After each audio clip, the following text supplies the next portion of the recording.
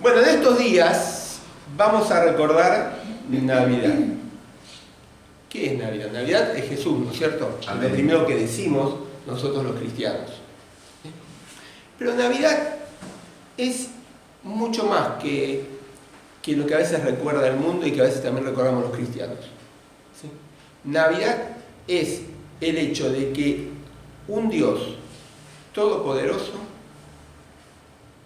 se hizo humano, hombre, ¿sí? Con sus limitaciones. Navidad es Emanuel, ¿no es cierto? ¿Se acuerdan que el ángel les dijo que iba a ser, que tenía que ser el nombre, Emanuel? Porque Emanuel es Dios con nosotros, aunque sería, la traducción correcta es con nosotros, Dios, con nosotros está Dios. ¿Sí? Está Dios. Miren, les voy a leer en la Biblia, si quieren me pueden acompañar. Mateo capítulo 1, versículo 23. Porque a veces se hablan muchas cosas de la Navidad, y no está mal, ¿sí? Se dice que un evento insignificante como un nacimiento de un bebé trajo consecuencias eternas o cambió la humanidad. Y es verdad. Mateo 1.23. Mateo capítulo 1, versículo 23. Muchas veces se habla de que en la Navidad Dios usó personas de poco valor para cambiar una gran sociedad o empezar a cambiar la humanidad. Y es verdad. ¿Sí? Pero es mucho más que eso. Y Mateo capítulo 1, versículo 23 dice la palabra de Dios: la Virgen quedará encinta y tendrá un hijo, al que pondrá por nombre Emanuel. Emanuel, con nosotros Dios. El Evangelio de Juan, capítulo 1, versículo 14. Juan 1:14. Aquel que es la palabra se hizo hombre y vivió entre nosotros.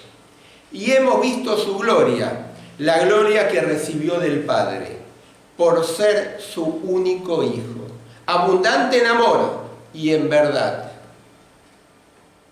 Aquel que era la palabra, que era el verbo, Jesús, se hizo hombre y vivió entre nosotros, y hemos visto su gloria. Esa gloria en abundancia, en amor y en verdad. Esa gloria que él recibió del Padre. El apóstol Juan, cuando escribe su carta, escribe a un variado auditorio. ¿Sí? Los que la iban a leer o la iban a escuchar cuando se leía, había diferentes personas tal vez en ese auditorio. Seguramente estaban aquellos, ¿sí?, que venían de una cultura más helénica o que eran griegos o romanos, que estaban acostumbrados a la idea de los dioses más humanos, ¿sí? Porque tenían esos dioses que a veces poseían sentimientos o sentían pasiones como humanas, ¿sí? O uno era esposo del otro, entonces estaban más acostumbrados a ese tipo de dioses. Pero aquel que era judío no podía entender cómo el Dios, ese Dios de Abraham, ese Dios todopoderoso, ¿sí?, ese Dios grande, majestuoso que obró en los patriarcas y en el pueblo, cómo ese Dios grande se iba a hacer humano, se iba a hacer chiquitito como nosotros. Pero en ese no entender, acá, en este pasaje, el apóstol Pablo está revelando una gran verdad de la Navidad. Y la gran verdad de la Navidad es la doctrina de la encarnación. Esa es la gran verdad escondida detrás del recordatorio del nacimiento de Jesús. La doctrina de la encarnación. Es decir, que una persona tuvo tanto naturaleza humana como naturaleza divina. Jesús tenía tanto, el 100% era Dios como el 100% era hombre. Eso, claro, el judío no lo podía entender, ¿sí?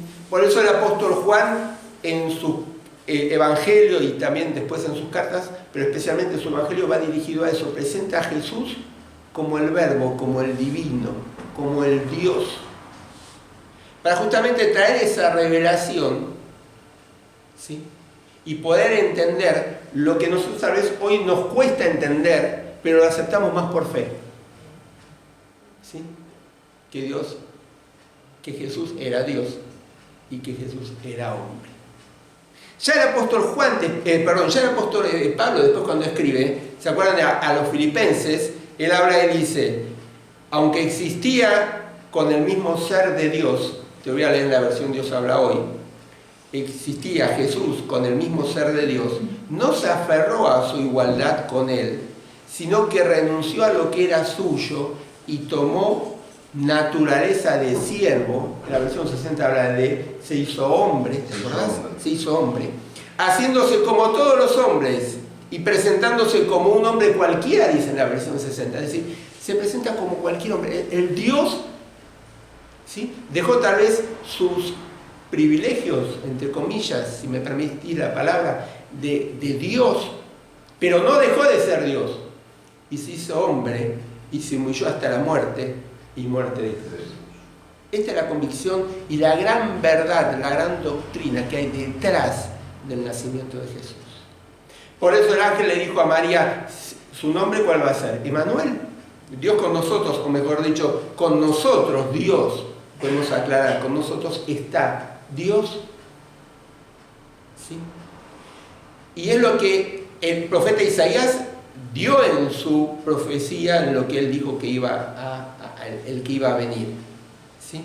Es más, porque si ustedes se fijan en la Biblia, en las referencias, cuando tenemos lo que dice el ángel, le dice a María y después también hace la cita abajo de Isaías capítulo 7, porque lo que se está citando es la profecía, lo que dice el profeta Isaías en el capítulo 7, que dice que el Señor mismo les va a dar una señal. La joven estará encinta y va a tener un hijo al que pondrán por nombre Emmanuel, con nosotros Dios. Y este Emmanuel, con nosotros Dios, estuvo mientras que Jesús se cumplió mientras que Jesús estuvo acá en la tierra, ¿sí? Porque fue el cumplimiento justamente de la profecía de Isaías capítulo 7. Estuvo. Pero también este Emmanuel, Dios con nosotros, todavía está vigente y tiene cumplimiento hoy en día. Por eso es con nosotros Dios. Porque no solamente es en el cumplimiento, fue en el cumplimiento físico de Jesús aquí en la tierra. Actualmente también tiene un poco esta proyección de Dios está con nosotros. Fíjate el que le dijo a los discípulos, porque donde están 2 o 3 que se reúnen en mi nombre, allí estoy yo en medio de ellos. Amén. Es decir, que Jesús todavía es con nosotros está Dios, con nosotros está Dios, está en medio nuestro. Y ojo que los discípulos que eran judíos y a los que estaba hablando que eran judíos, ahora sí estaban entendiendo lo que Jesús estaba diciendo. ¿Por qué? Porque para ellos, sí, en la sinagoga, cuando se juntaban 2 o 3, recién ahí podían estudiar la ley, la Torá. Tenía que haber por lo menos 2 o 3, no podía juntarse uno solo para abrir la Torá. Entonces cuando Jesús dice eso, está usando esta costumbre de ellos, está diciendo, pero cuando están 2 o 3 reunidos, no solamente como judíos van a poder abrir la Torá y leerla, sino que aparte, yo voy a estar ahí con ustedes. Yo voy a estar ahí, es la promesa. Pero también con nosotros está Dios, va a seguir. Y se cumple todos los días hasta que Él venga. Él le dijo a los discípulos, ¿te acordás? Vayan pues a la gente de todas las naciones, lo tenemos ahí, y háganle a mis discípulos y enséñenles a obedecer todo lo que les he mandado a ustedes. Por mi parte, yo estaré con ustedes todos los días hasta el fin del mundo. Con nosotros está Dios todos los días hasta el fin del mundo por medio de su Espíritu Santo. ¿Sí? Esta es la gran verdad del nacimiento de Jesús. Que con nosotros está Dios. Estuvo físicamente cuando estuvo acá en la tierra. y lo está y lo seguirá estando con nosotros por medio de su Espíritu Santo. ¿Sí? Pero esta venida de Jesús, esta venida de Jesús como hombre y como Dios, ¿sí?, tuvo algunos propósitos y que también nos dejan una enseñanza, ¿sí?, para nuestra vida hoy en día. Mira, en primer lugar, Él vino, dice el Evangelio de Juan capítulo 6, versículo 38. Porque yo no he bajado del cielo, dice Jesús, para hacer mi propia voluntad, sino para hacer la voluntad de mi Padre que me ha enviado. En primer lugar, Jesús vino, se encarnó, se hizo Dios y hombre y habitó entre nosotros para hacer la voluntad del Padre. Fíjate que en esta versión que yo leí dice, yo no he bajado del cielo, yo no me hice hombre para hacer mi voluntad, sino que yo vine a hacer la voluntad del Padre. Es decir, que todo lo que Jesús hizo cuando vivió acá en el medio de nosotros, en esos 33 años, Él hizo la voluntad del Padre, a cada momento. Y esto también nos deja una enseñanza para nosotros, ¿no es cierto? Yo cuando pensaba esto me hacía la pregunta, ¿estamos haciendo la voluntad del Padre? ¿Estoy yo haciendo la voluntad del Padre? Porque si yo tengo que imitar a Jesús,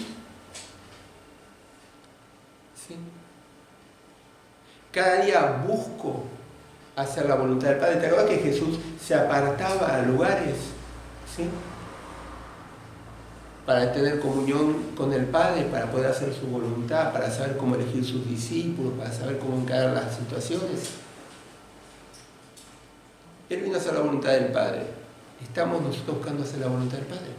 Pero Él vino para algo más. Fíjate en el mismo Evangelio de Juan, capítulo 12, versículo 49, dice, porque yo no hablo por mi cuenta, el Padre que me ha enviado me ha ordenado lo que debo decir y enseñar. Yo no hablo por mi cuenta.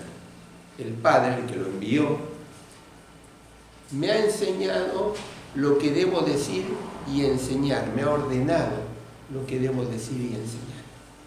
Quiere decir que Él vino, se hizo hombre, pero todo lo que Él dijo, cuando Él se presentó como el agua que satisface, como cuando Él se presentó como el camino, la verdad y la vida, cuando Él enseñó en el Sermón del Monte y dio las bienaventuranzas, o cuando habló en parábolas,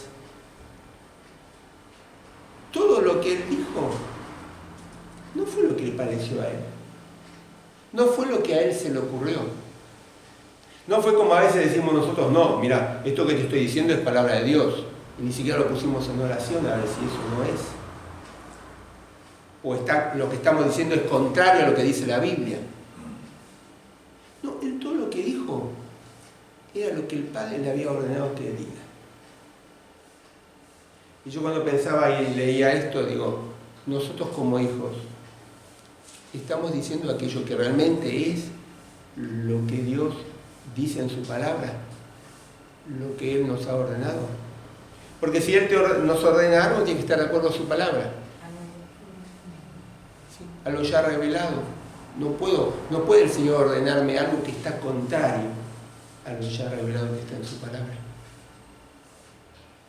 Pero también no solamente Él vino a hacer la voluntad del Padre, no solamente Él vino a hablar la palabra de Dios, sino del Evangelio también de Juan capítulo 9, versículo 4, dice, mientras es de día, decía Jesús, tenemos que hacer el trabajo del que me envió. Pues viene la noche, cuando nadie puede trabajar. Mientras estoy en el mundo, soy la luz del mundo. Él tenía obras que hacer. Y eran las obras que el Padre le había dado. Y esas obras que Él tenía que hacer, las tenía que hacer mientras que duraba el día, mientras que Él estaba ahí, mientras que podía, porque iba a venir el momento en el cual lo iban a agarrar, lo iban a crucificar.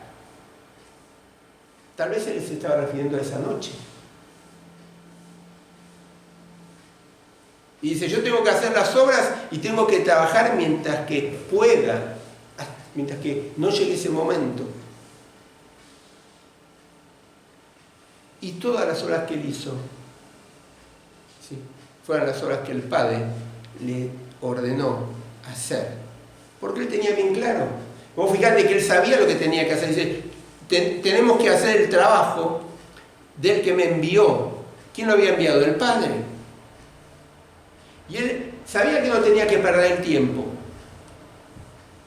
Y yo digo, nosotros estamos haciendo las obras que sabemos que el Padre diseñó para que nosotros hagamos. ¿Estamos nosotros haciendo esas buenas obras que Dios preparó de antemano? ¿Estamos nosotros utilizando los dones que Dios nos dio mientras que podamos? Porque va a llegar un momento en que vamos a estar, el Señor nos va a venir a buscar. ¿Sí? Y acordate que de acuerdo a lo que hagamos acá, va a ser la mayordomía que nos va a asignar el Señor allá. En lo poco has sido fiel, en lo mucho te pondré. ¿Sí? Y otras cuantas pasajes que nos hacen pensar eso. El Señor se encarnó, se hizo hombre, porque vino a hacer la voluntad del Padre, porque vino a hablar la palabra de Dios, porque vino a hacer las obras que el Padre le había enviado y no podía perder tiempo. Pero también el apóstol Juan en su primera carta, en el capítulo 3, versículo 8, dice: pero el que practica el pecado es del diablo, porque el diablo peca desde el principio. Precisamente para esto ha venido el Hijo de Dios, para deshacer lo hecho por el diablo. Jesús vino también para deshacer, para desechar, para destruir, dice en la versión 60, las obras del diablo. ¿Y el diablo qué vino? El diablo vino a matar, robar y destruir, dijo el mismo Jesús. Sí. Vino a engañar, vino a traer la mentira, vino a traer perdición. Y Jesús vino a deshacer esas obras. Y Jesús, al morir en una cruz, venció a Satanás, venció a la muerte. ¿Sí? Y un día completamente Satanás va a estar puesto por estrado de los pies de Jesús. ¿Sí? Y el apóstol Pablo diría que pronto lo va a hacer. Pronto va a aplastar a Satanás. Y él vino a deshacer esas obras. Y nosotros también tenemos la gran bendición de proclamar la salvación. Y al proclamar la salvación, a dar testimonio del Señor a otros, ¿sí?, estamos destruyendo, porque si la otra persona conoce al Señor, ¿sí?, estamos destruyendo la obra que Satanás está haciendo en la vida de la otra persona. Porque estamos trayendo salvación cuando Satanás estaba poniendo otra cosa. Estaba poniendo destrucción y perdición. El Señor se hizo hombre. Esta es la gran doctrina detrás del nacimiento de Jesús. ¿Sí? Y que cada tanto es bueno que lo recordemos. ¿Por qué? Porque nos vamos a encontrar hoy en día con gente que dice que es cristiana, como el testigo de Jehová, y no cree en que Jesús fue hombre. Creen que Jesús fue hombre nada más, pero no que fue Dios. No creen en la encarnación de Jesús, que Jesús fue 100% hombre y 100% Dios. Y vamos a encontrar muchos cristianos a veces evangélicos que también no creen en la doctrina de la encarnación. Por eso nosotros tenemos que tener bien claro, ¿sí?, el Emmanuel. Con nosotros Dios, con nosotros está Dios. Y ese estar no solamente fue mientras que Él vivió acá en la tierra, sino es todavía hoy en día, porque está con nosotros, con sus hijos, por medio de su Espíritu Santo. Y ese en que Él se encarnó fue justamente para hacer la voluntad del Padre, para hablar lo que el Padre había dado, para hacer las obras del Padre y para destruir las obras del enemigo. Tarea que nosotros hoy en día tenemos que continuar. ¿Sí? Tenemos que hacer la voluntad del Padre, hablar la palabra de Dios, lo que es la palabra de Dios, hacer las obras que el Padre puso en nuestras manos y predicar. ¿Para qué? Para a través de la salvación destruir todas aquellas artimañas del enemigo. Vamos a inclinar las cabezas, vamos a orar.